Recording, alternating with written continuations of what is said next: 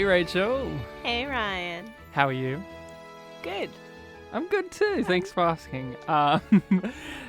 We are the Yum Yum podcast. This is our show Yum Yum Trek, where we are rewatching Star Trek Discovery one episode at a time, and since it's a rewatch, means we're talking about the show in retrospect, so spoilers and all for where we are up to, which is currently, as the recording, there is no season 3 yet, there's only season 1 and 2, so we'll be talking about all that, and if it matters to this episode, which is not really, I don't think, there won't be much of that in this discussion, more so maybe other Star Trek episodes of the past, but, Rachel, we're Yum Yum Podcast, we're the Yum Yum Show, we're the Yum Yum Trek, because of the iconic line of dialogue, Yum Yum, from this television series Star Trek Discovery. How old were you when you first heard Yum Yum? What are you doing? I'm asking you, this is a hard-hitting documentary question. How old were you when Yum Yum entered your life? I think you finally lost your mind. No, I've entered the Yum Yum, baby. Yum Yum Yum. Yum Yum Yum. Come on, Rachel, answer the question. How old were you when Yum Yum entered your life? I don't know. It was literally last year, so how old were you last year? How old am I now? You can tell the listening people. Why would I do that when this is much more fun annoying you? It's true. Just like the show, you annoy me sometimes. But Yeah. other times, I'm mildly impressed. Rachel, what's I the... would have been 25. You would have been 25. Yeah. Rachel, what was the episode that we watched this week? What's the one we're going to be chatting about? The title of this episode is Magic to Make the Sanest Man Go Mad, which is Season 1, Episode 7. Lucky number 7. Yes, the description for this episode from IMDb is, as the USS Discovery crew attempts to let loose at a party, Some of the crew, yeah. an unwelcome visitor comes aboard bringing a problematic and twisted sequence of events. Hashtag problematic. He came in blackface. That was the real problematic moment of the episode. This episode is the return of Harry Mudd, this incarnation. It's been 2 episodes since we've seen him. Mm-hmm. Well, what did you think of this episode? I liked it. What? With no reservations? Usually before, when you say I've liked one, you're like, 'cause it's so bad, it's good, or I liked it even though it was bad. It's still a piece of shit, Well, this but episode... I liked it.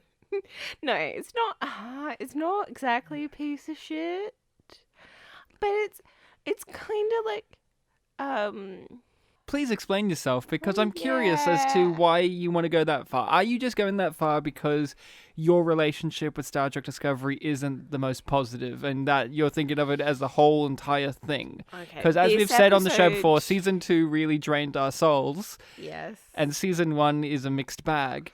But are you just saying that because this episode exists within this TV show, or is this episode... Like, what's your justification for that? Because... I'm just going to say, I enjoyed this episode, and I don't have any legitimate negative criticism. I have nitpicks, and I have little things that could improve, but honestly, I think that this is a perfect B-tier next-gen story. That's, like, this isn't A-listing, this isn't A-tier Star Trek sci-fi story, but this is at least like a B-tier. This is... in line with that next-gen episode in which the Enterprise keeps exploding over and over and over again, which is obviously kind of this episode is kind of riffing on, as well as Groundhog Day and all these other time loop stories that we've seen before. It's got a lot happening. I don't know how to explain it, but I think I like the overall idea, but I don't like the idea because it's in Discovery. I like it because of other things and that it's just a neat idea. But the way that they do it, it's kind of like, well, it's as good as it's gonna get in this show. So you're judging it on the overall show, not so much the individual episode. If this was another series we were watching and this happened to be in there, you wouldn't have as much of an issue. Is that it? But it's hard because like the concept stands up on its own, and this episode relies heavily on its characters.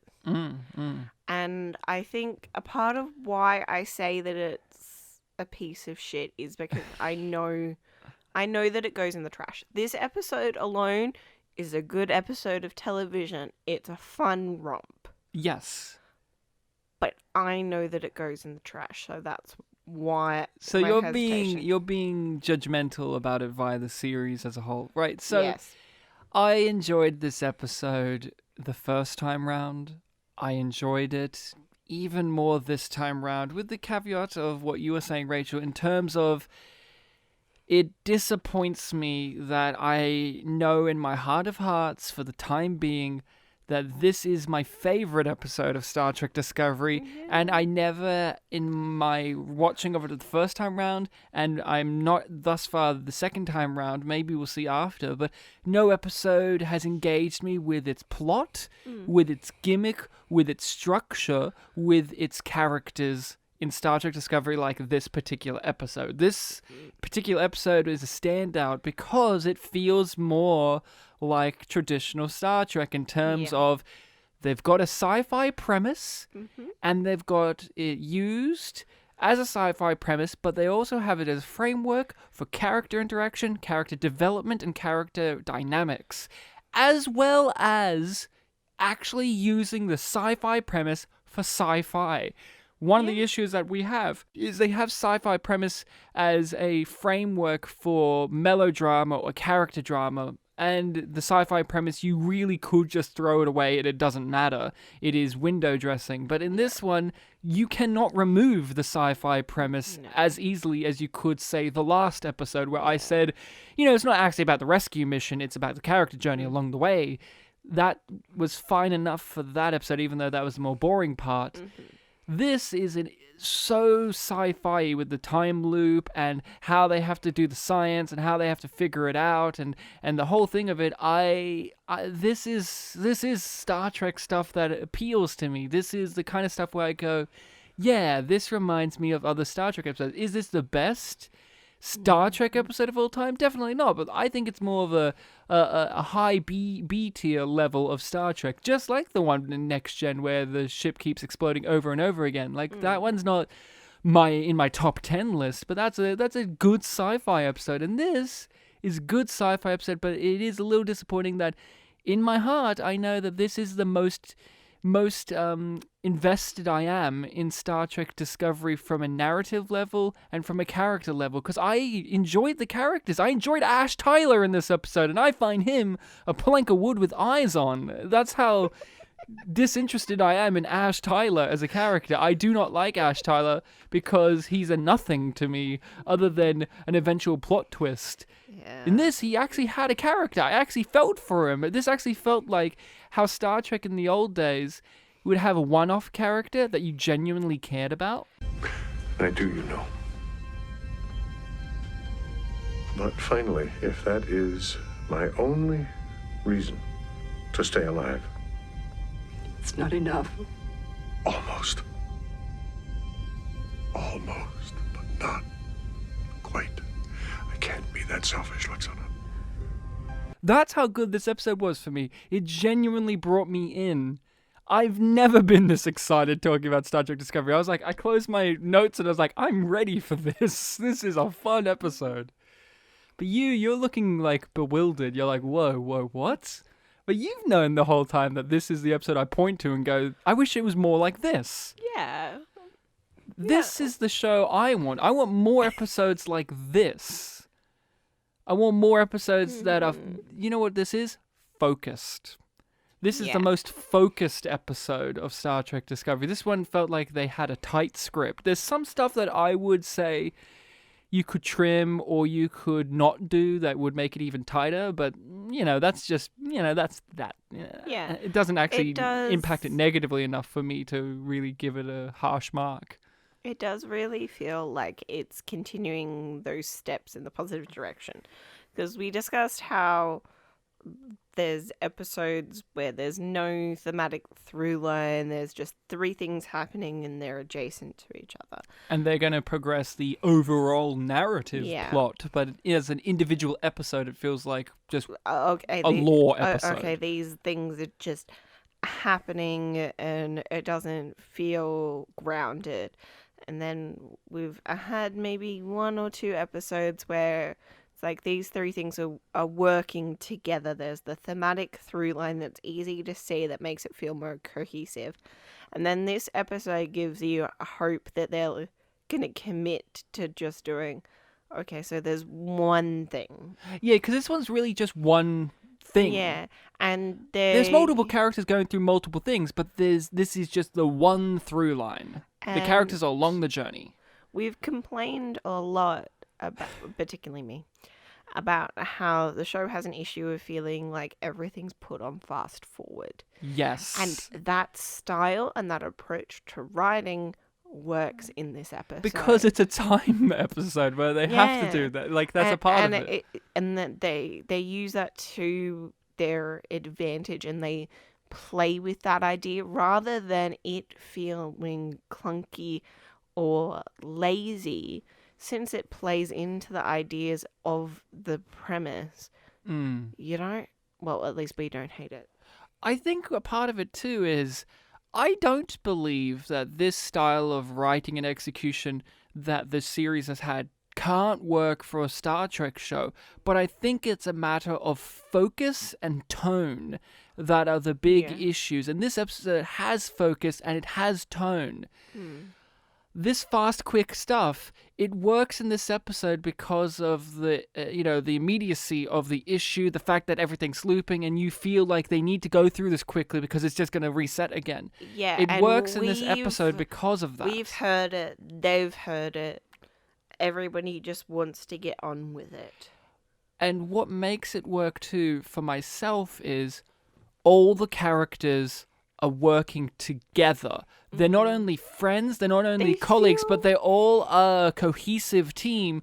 But in the other episodes, they feel like a crew. They feel like a crew. They feel like a well-oiled machine. There's so many things, and that's the issue that I have with other episodes that try and do this is you have characters blocking each other because you have to have an emotional character drama moment in which it's like Saru's angry at Michael for this. And it reminds you of why Gene Roddenberry really, really wanted not to have interpersonal conflicts, because it pushes the writers to work in a certain way. Dumb shit. DS9 had interpersonal relationship dramas, but they also tried to not do those as heavily as Star Trek Discovery, and it works to a finer degree. And I wish that Star Trek Discovery could lean towards more that level, and it does in this particular episode. There's still relationship dramas, there's still character interplay, there's still all of that. But they still work as a team. By the end, when they outsmart Harry Mudd, it feels great because you know that they've gone through this so many times and that they all believe in each other, and it feels great. And that is one of the missing components in this show for the time being, and we know it will be in the next season even more so with a new captain and his crew and blah, blah, blah, blah, blah, all that kind of stuff. Yeah. That is missing, but in this episode, here it is, and it makes the tone excellent, it makes the pacing excellent, it makes it feel like a Star Trek episode. I never told you about Baron Grimes. No, but Discovery's archives are non-critical systems. You probably should have disarmed them as well. And now that you don't have your time crystal, you can't learn from this mistake. That's one of the big things I've always had a problem with Star Trek Discovery too, is they don't have any unique villains. They don't have any fun villains that you remember. They don't have any that bring something to the table. This one, Harry Mudd, he does in this episode. You remember stuff he says and does, and his murder montage and his general campiness. Even though I'm not a huge fan of this interpretation of Mudd, he's a bit too much of a psychopath for me to buy that this is Harry Mudd. I don't buy that Harry Mudd was ever this psychotically driven, but in terms of this particular episode, he works. I remember him in this. and I will never remember or care about any Star Trek villain in Star Trek Discovery ever, ever, ever again.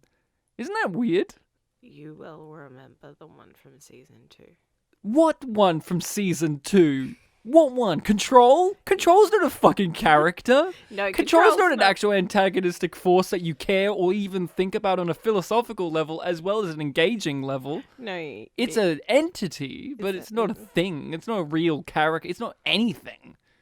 It's a mystery box. Yeah. Yeah. Don't think about it. Turn your brain off. Oh.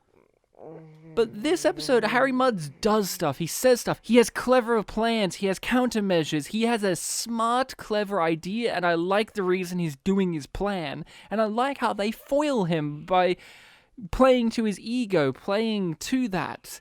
This is a great episode of television, and I'm just smiling from ear to ear because I'm thinking about moments in this episode. A great episode of television. Would you really go that far? I really did enjoy it. You said that it was a B-level Star Trek episode, and now you're saying that it's a great episode of television. Because this feels like it deserves to be on TV, even though it's a B-tier Star Trek episode. That makes it great, though. No. Here's the thing. It's a B-tier Star Trek level, but for me, those are still some great episodes of television. This is better than shit like Killjoys and other sci-fi shows that I enjoy that are schlocky. This, I will think about. I've thought about it since the first time I watched it. Other episodes, like the one we did last week, all I could remember was like a minor B plot. Yeah, okay, this is a B tier, but this is great. I don't know, I just really enjoy this. It has multiple things going on, and it all smoothly goes together. It has a heist thing, it has a time loop thing. It's a mystery.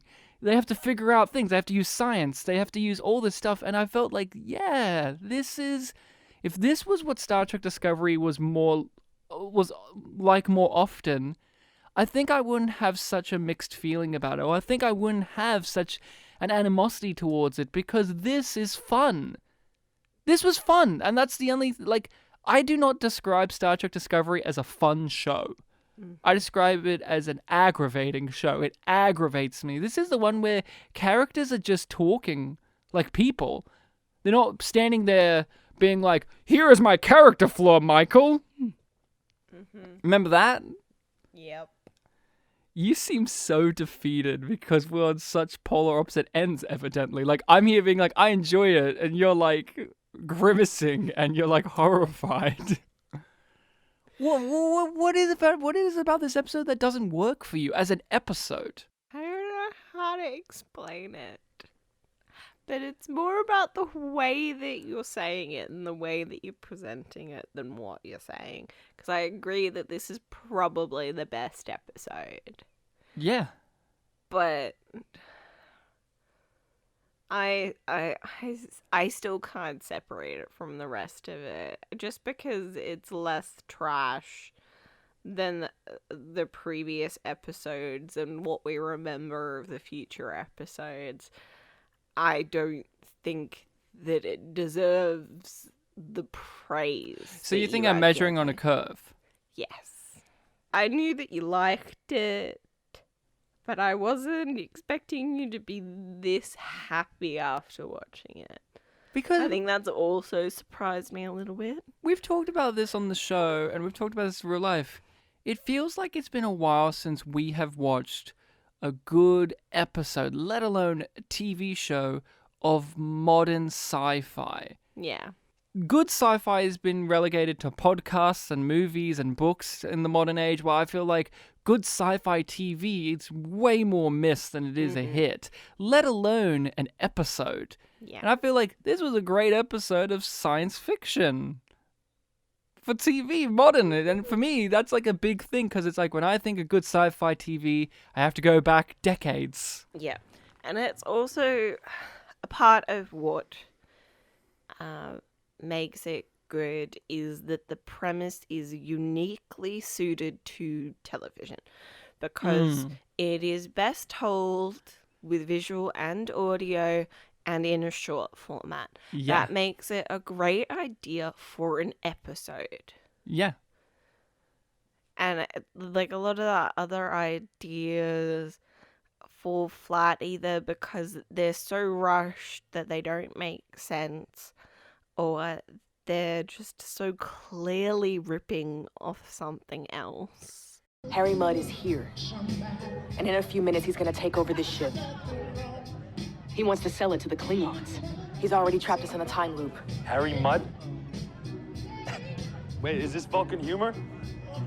I wish it were. It doesn't feel like, because we've seen Mudd in TOS and in Discovery, that we know his patterns. Like, we know what he's capable of in terms of TOS, and also that he's really motivated by rage. In this series, he's motivated rage. Yes. It isn't unusual that he gets his own ego and vanity and greed is his downfall. That is not an unusual thing, but very it's much typical for this kind of character as well, for that to be their downfall. Yeah. Like, because they know that he's doing it without thinking about it because he's done it so many times. Yeah, he thinks he's mastered it. They take advantage of that. Yeah, he thinks he's mastered this. Yeah, and he thinks he's got it in the bag. See, it's stuff like this that we're talking about right now. That's what I like. It's making my brain stimulate with like ideas of the things that we didn't see in between the scenes, the things that are subtextually there, instead of characters just stating, "This is my character flaw, I am the writer talking to you, the audience." You have that in her monologue at the beginning and end, and that's my big criticism of the episode. I don't like those. The monologue at the beginning, though, does have a payoff. Yeah. Which is a comedic payoff, with it being like, it's all stern and serious, and then it's revealed that she has to go to a party. That was good, even though I still think that they still have an issue with laying on exposition even though it too opens thickly. Up with a lens flare and then a shot of her eyes opening. Did we have an eye shot in this? Yeah. Was there an Alice in Wonderland reference in this too? Did I miss that?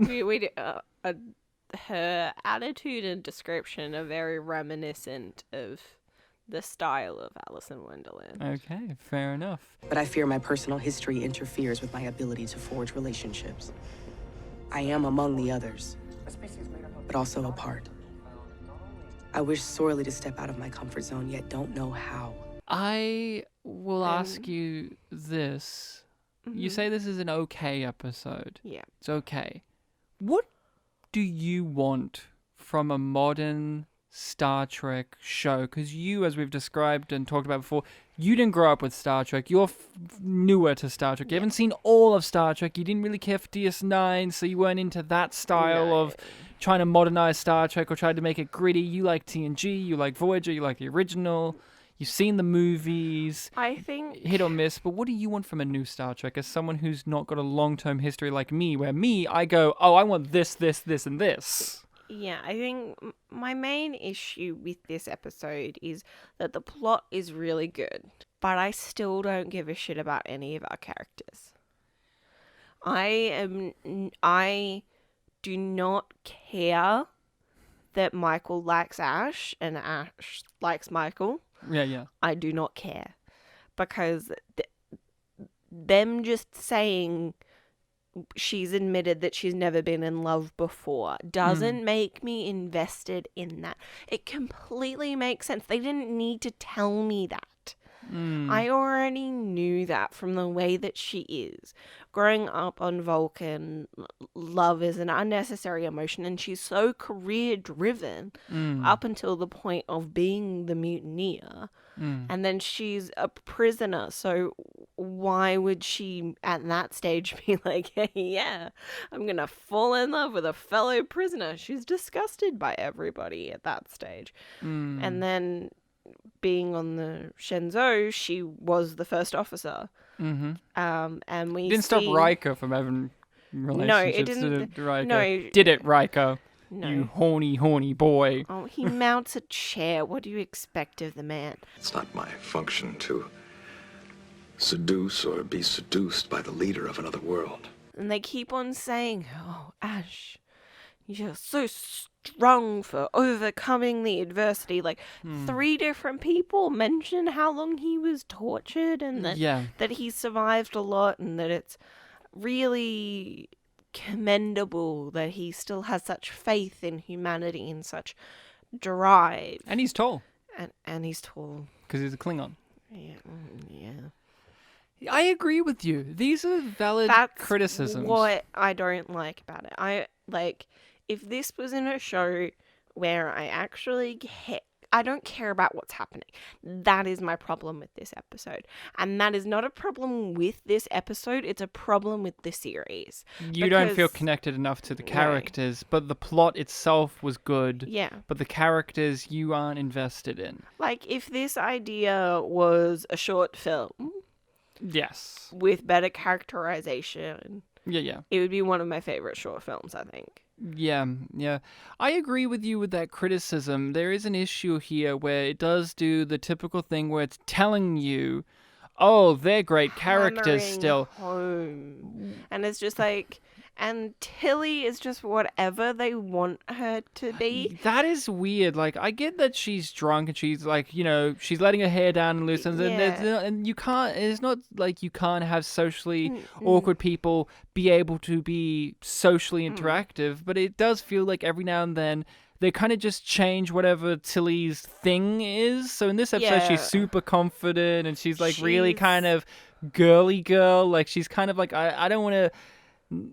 use it, but she kind of is a little slutty kind of feel like she's gonna get some tonight, and I'm like, okay, is that Tilly? It's also, it's weird because they set her up as being flirty and confident, but when that guy actually tries to kiss her, she gets self-conscious and turns away and seeks Michael, but. It's frustrating because, like, a character that mirrors our protagonist can be done well. Yes. Which is essentially what they are trying to do a lot of the time with Tilly. Because Tilly is particular the way that Michael is, but she's a social outcast. In a different way, and she's not confident in herself and in her place in the world. Let alone the crew. Yeah, so, like, Tilly's looking forward to the opportunity to find her place.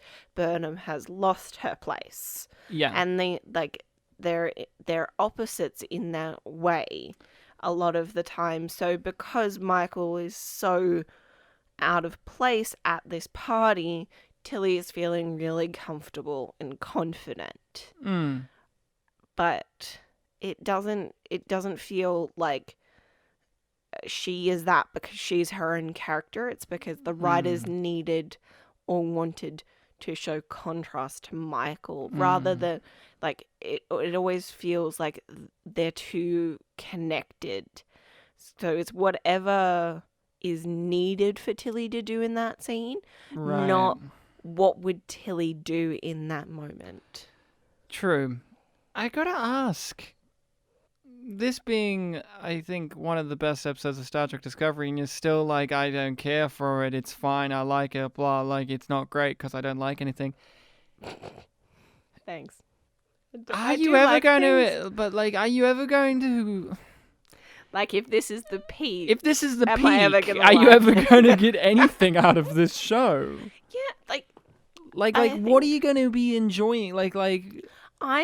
Because we both agree this is like the peak of it for us, but you are still like, you're basically wiping your ass with this episode more so than any of the others we've talked about, it feels like, because this one's like genuinely trying something to be like, we both agree, it's genuinely doing something good, but you're like, but it's still not good.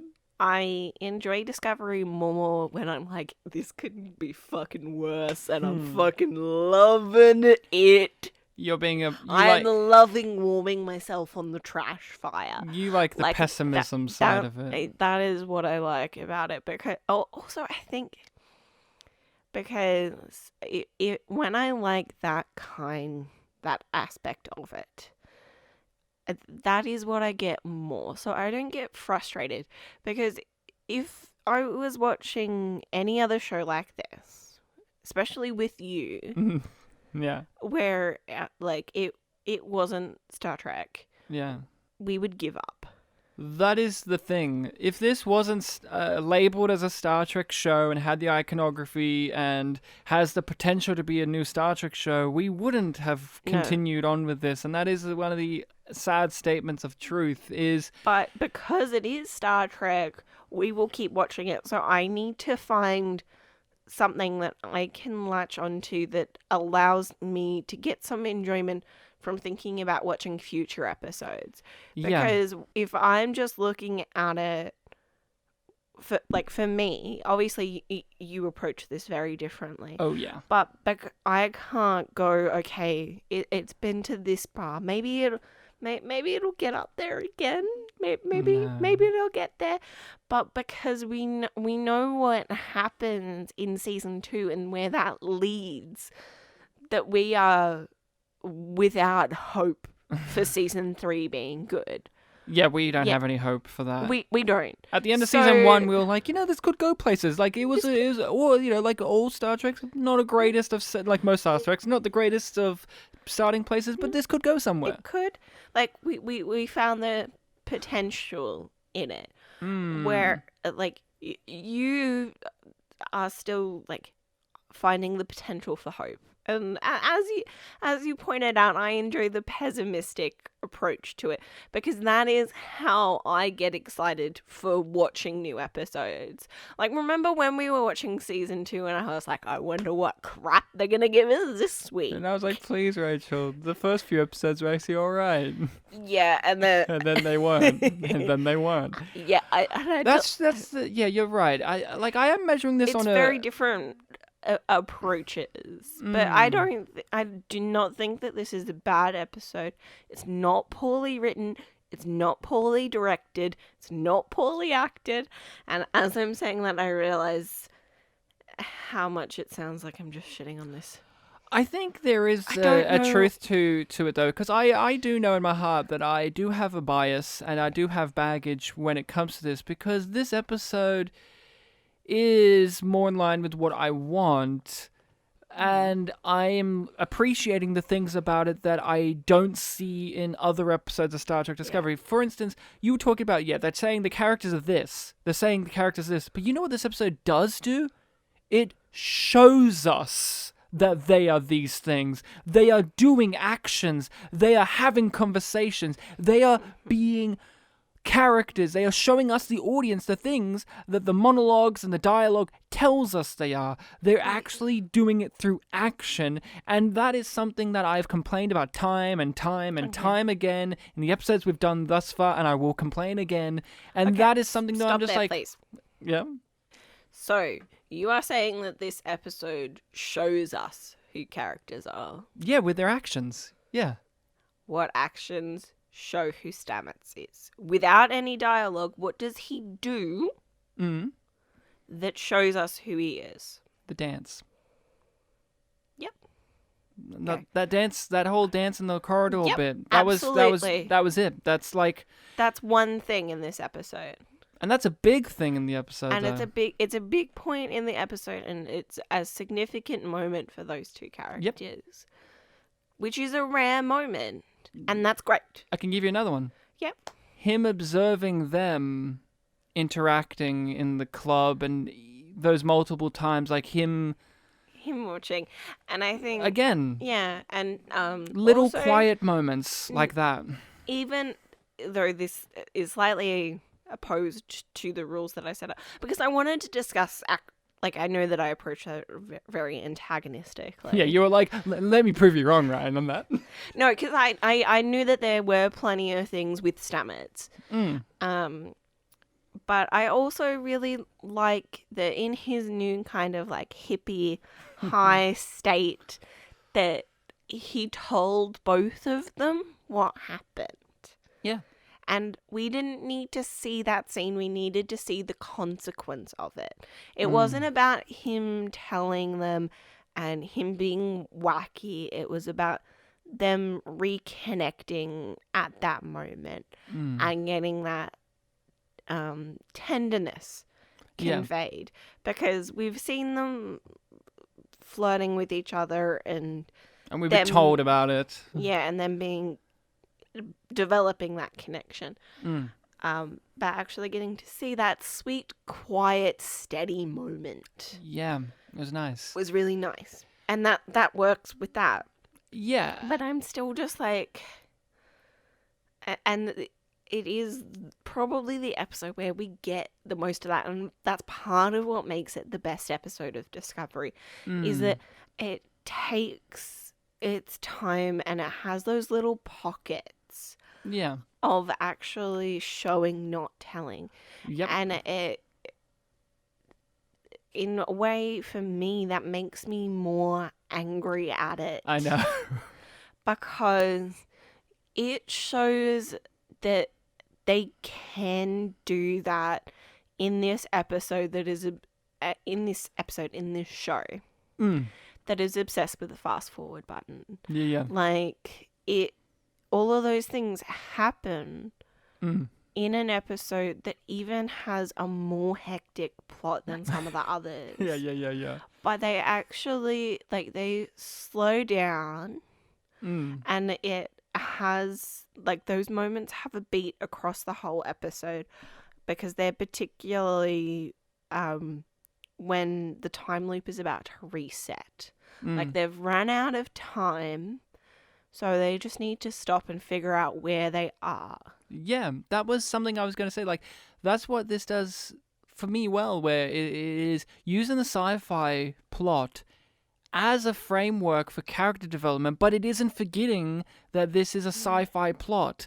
This has the moments where it stops and lets the characters breathe and interact and feel genuine and feel real. Even down to the little things like Lorca immediately being like, all right, I believe you guys. Like, you don't see that full scene, but you just go, all right, he believes it. And they're already setting up the stuff to get Harry Mudd. You know that he would be like that. Yeah, and that's another example of us being shown. Because we don't need to hear that dialogue and what questions he's asking. Because they have set him up in that episode as being very quick to the point. Yeah. And, like, only caring about the pertinent information.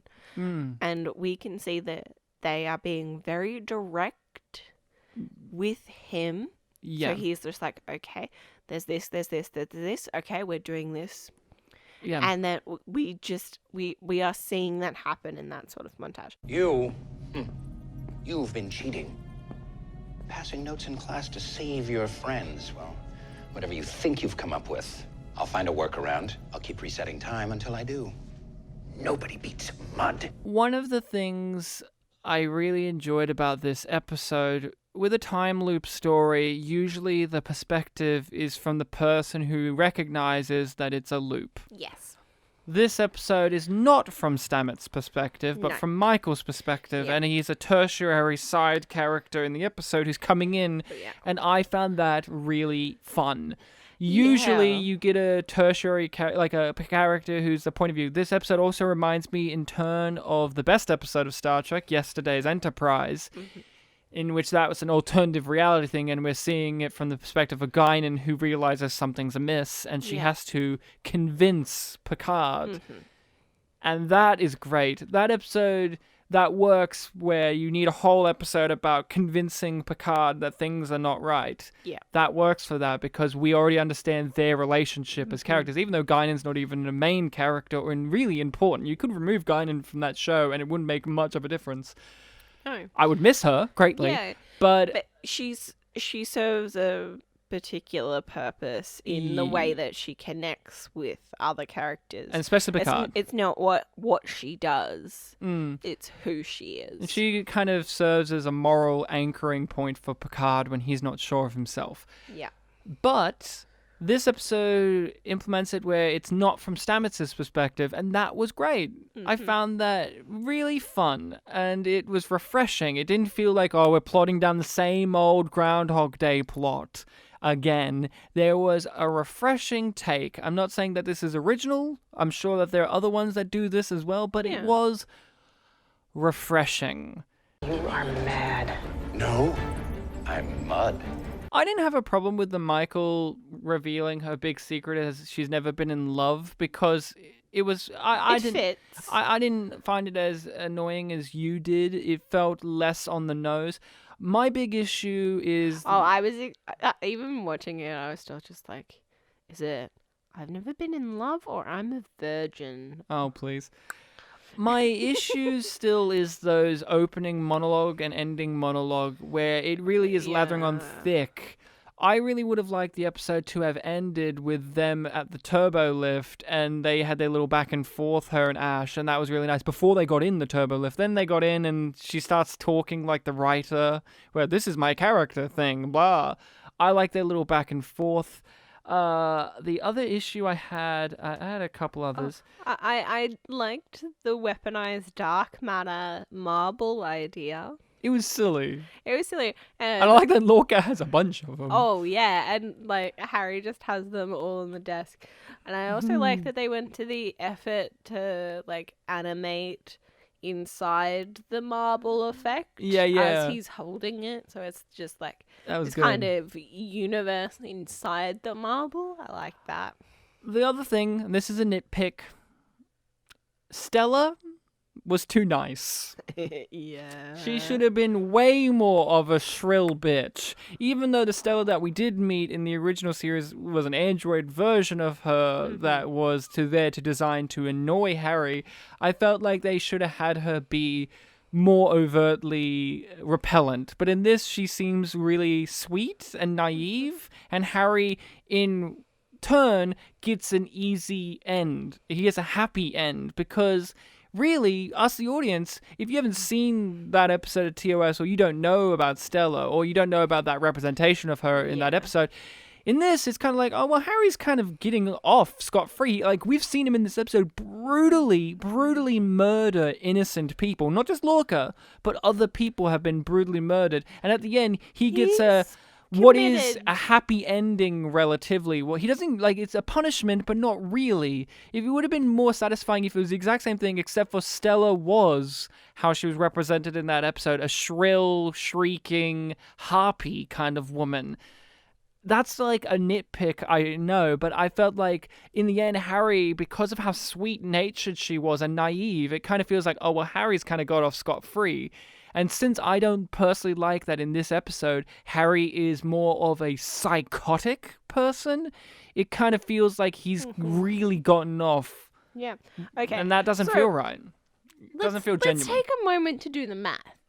So, conservatively, he does at least 60 loops because he confirms that he's killed Lorca at least 53 times. 53 times. Right. And we saw at least one loop where he didn't get to kill Lorca. Right. So, how many people are on the crew of Discovery? I can't remember. I think it's like 100 maybe. I thought it was like 200 maybe. I can't remember. Because there's enough resources for 800 distinct scientific experiments, but I Right. don't think they're at the maximum crew amount. Don't know. Yeah. So, say like 120 then? Maybe. Why?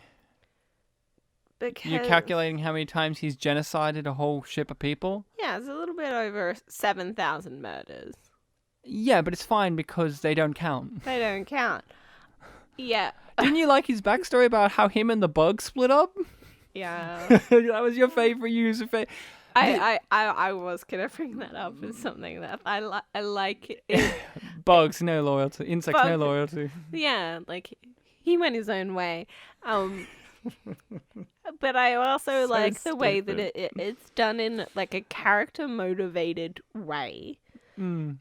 But it also helps justify why it's everybody versus Harry, and Harry is on his own. Yeah, the other big nitpick I have, but I've always felt this. I've always felt this, even in retrospect, at the time. This episode's placement is really too close Too to the close, previous yeah. one. Like, it just feels like they should have left this for the second season, but of course Lorca's not in the second season, so he has no one to hunt. But it does feel too close to the previous one, where it's like, and who is it? Oh, it's Harry Mudd. Oh, he's back already?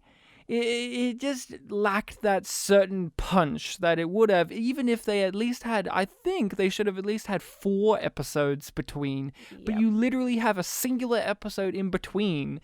And it just didn't feel as impactful in its placement for Harry. The rest of it pays off with Stamets' whole thing and their relationship or whatever. But I feel like with Harry being in it, I don't know, it feels too close. Yep. And his characterization is a little bit different in this episode than in the previous one, because he's driven in this episode. The Yeah. other one, he's not. He's there to survive, but he doesn't have an Yeah. overriding core drive. In this, He's he on his- does. Like in the previous episode, it's kind of like he's on his power saving mode, and on this episode, he's like in turbo gear. When you left me behind with the Klingons, you robbed me of my dear, sweet Stella. The only woman I have ever loved. And I will have my revenge. And the best thing in this episode from Harry Mudd, and the best thing in this episode in terms of writing, and yet it's also a damning critique in which the show also notes this, Harry Mudd proceeds to call someone a random communication man, thus fulfilling the fact that the show is Yes. aware that they don't have Yes. any minor characters that are actual characters. Yes. Like There are so many I little was background thinking- characters in other Star Trek shows that you know them. You're like, oh, I know that character. Even if you don't know their name, you're like, I know that they're type of I was person. But that one, they're thinking just about like, that. whatever, random communication man, you're here. And that character has been in the other episode, but you don't fucking know him. When we see the dude in the cargo bay, The Doctor, who we've never met Yeah. before. yeah, who like has a presence like, yes, you know me, and I am confident I am here, and it's just like, Who are you? have we met before? I don't think we've met. And we never before. see that guy again, I'm pretty sure. No, because it doesn't matter. It doesn't matter to anybody. It could, but it doesn't. That's it. Are we ready for the Hudar? Yes, we're ready. I think I'm hearing a Hudar alert. Hugh was in the episode for 2 whole scenes, Well- and he could have been in more. It was 2. Oh yes. He's in the background of one. Oh, sorry, 3 scenes. One of which he doesn't have dialogue really. 3. And then there is one where he is discussed. So, what did you think? He's still nothing. He's a nothing. He's still nothing. In this I episode, do find it interesting that they clarified that they are only partners. They aren't married. yes, I forgot that detail. I and didn't. I didn't. I was I trying to skirt don't- around in other episodes. I was like, I can't remember if they're married or not. I don't think I so. don't really understand why. You don't need to be married in the future. No. I guess not. I mean, Kirk married a couple, but whatever. Since the days of the first wooden vessels, all shipmasters have had one happy privilege. That of uniting 2 people in the bonds of matrimony. Hugh nodded and smiled. Yes. That's his character trait. We did learn, however, that Hugh is not just a doctor, but a master of bioengineering because yes, he he's made... a resident genius. What I find is what Stamets disappointing, calls him. yes, we get told by characters what Hugh is all Yes. about, but in the episode we don't really get anything other than he's concerned. He Like he's not even that concerned because he's like, He's yeah, he's been acting a frustrated. little different, but like, yeah, he's a little frustrated, but that's it. But one of the things I'm disappointed is Hugh has invented this piece of technology off screen, and it's kind of like, It's oh, Hugh invented that? I didn't know he had the capability of that. Like, until this episode, I didn't know he was You even know what? capable of that. I just thought he was a medical doctor, but apparently he can make interfaces now. if And that's fine, was but I don't in- know anything about the guy. I didn't know that was a thing he If- was capable of until this if Hugh episode. helped Stamets with the mind meld cybernetics, that really would have helped But he didn't. set it up. But no, 'cause Shit, you're right. That would have actually helped. Like that- Fuck. And that easily could have been a cut part of that last script. Well, tough shit. If it was cut, we Because- can't use that no, as a justification. we can't use that as a justification because we don't see Stamets making it. So it Well, he would, said, yeah. Yeah. Hugh made it. In like this. Hugh made this, but we don't Off see screen. Stamets making the mind meld because he was the No. one that Lorca was Yeah, asking to do it. But if like they'd both been there and it's just like, okay, you setting up precedent for this, but it just comes out of nowhere, and it's like, yes, it's a medical thing. It's a MacGuffin thing. It's a MacGuffin thing. It's just it doesn't like, actually matter, but it's just kind of like Hugh. Give him this patch instead of the makeup people having to do holes in his arms. That's fine. It's cool design, but it's just And that it thing makes- of like, makes sense. It's a very practical measure in terms of this episode and beyond. Hugh. Oh, it's Star Trek Beyond, the movie. No. Hugh is here. I'm not familiar. And he with doesn't that one. have a character, and he invented this piece of technology off screen, and that's his character. Is everything that we know about his character is things that happen off screen. We get told about them first meeting. I like that scene. I like that scene. Do but you want to talk about that one? Hold on. So we've got the first scene. Hold on. I just need to really clarify. We do get one important line of dialogue about Hugh, which is verbatim, Hugh is always looking out for him. Yeah, that's... Again, So we're that- told. That's we're in the told. first one, yeah. Yeah, because Hugh only talks about Stamets in that scene. Yeah. And we So don't... that's the first one where they bump into each other, right? Yep. So then what's the second one? Where Stamets tries to tell them about that they're in a loop, and he comes back and is like, "You're hysterical! You gotta come to the med bay!" Yeah. That's the second scene. Was he there? Yes.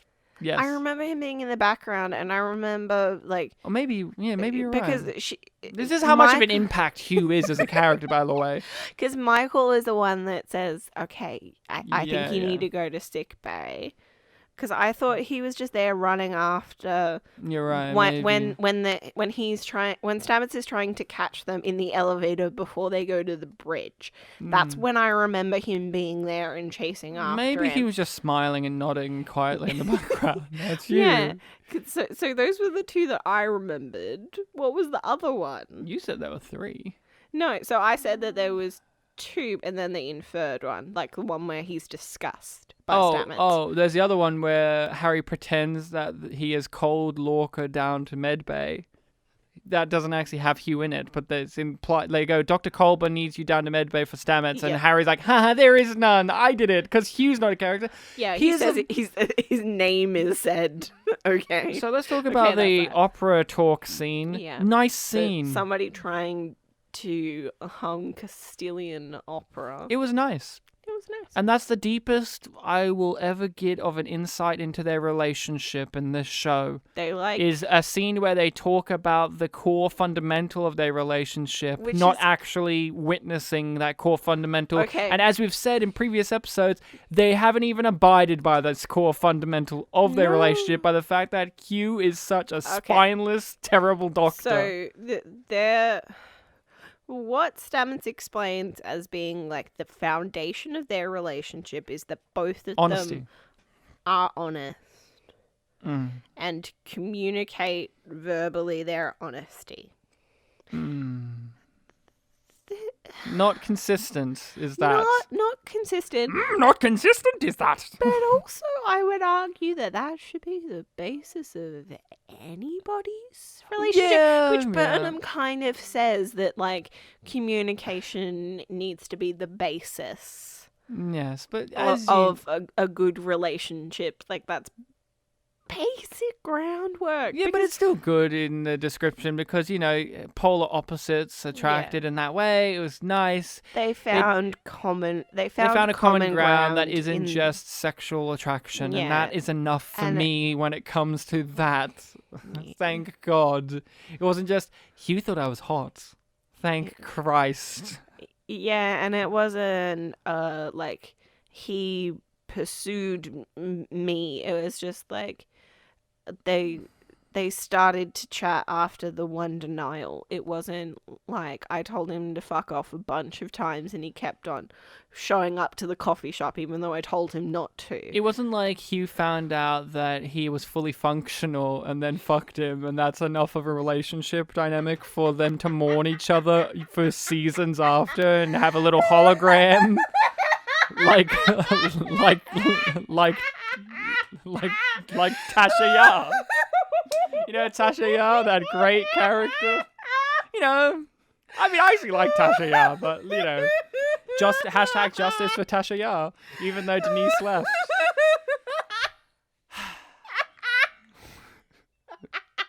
It's better than whatever the fuck Chakotay and 7 of 9 had. Whatever the fuck that was.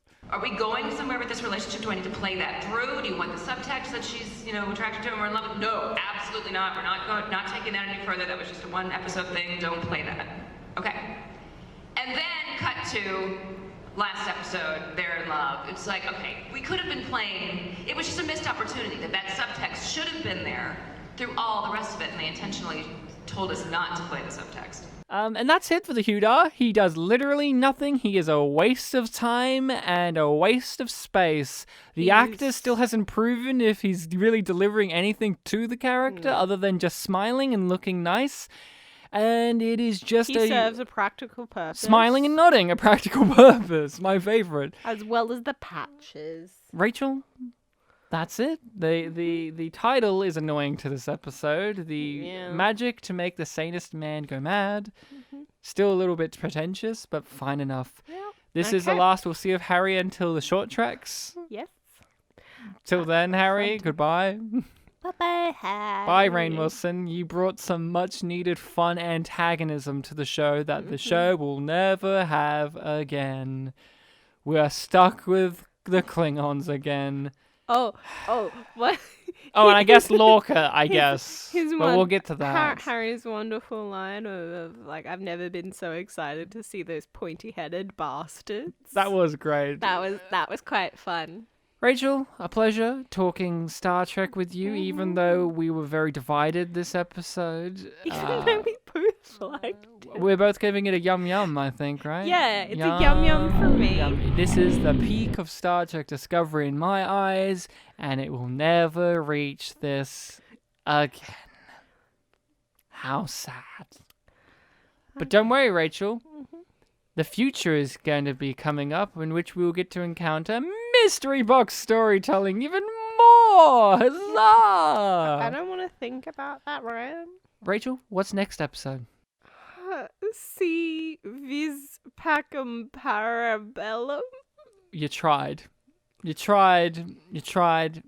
I don't know. It's one of those ones where it's like, will I say in the episode? Will that help? Because I didn't say the title in this one in the episode. No, they just they made more references to him being a con man than a magician. And no, they do have magic things like, ooh, look at that magic. Ooh. Yes. So you can con a con. The description for the next episode is the USS Discovery is tasked with a high priority mission to the planet Pahov. Pavo? Pahvo. Don't know, but I remember this episode being boring. To learn the science behind the Klingons' cloaking technology. I had forgotten that was why they were there. I think, is that not the episode? We'll see, I guess. I thought that was the episode in which it's like they go down to the planet and it makes Saru crazy. Yeah, it is. And it's sending like a beacon signal, and the Klingons rock up at the end, and then it's like, oh shit. So I was trying to like look for another description, seeing if there's like one further down. I accidentally went to the user reviews. Not positive, huh? 2 stars. Title. Well, someone tried. Rachel. Thank you very much for potting this. Thank you for being with me on the USS Yum Trek. Yum Yum. USS Yum Yum. You can find us on those social medias. At Yum Yum Pod or send us an email at yumyumpod@gmail.com. Patreon, we got that too. Fun extra content on there. The usual plugs that you hear at the end of podcasts. Support us, rate us, review us, share us around. Take a look in that description so that you can easily just click through to anything that you want. That's right. So until next time, Rachel, I'm not mad. I'm Yum Yum.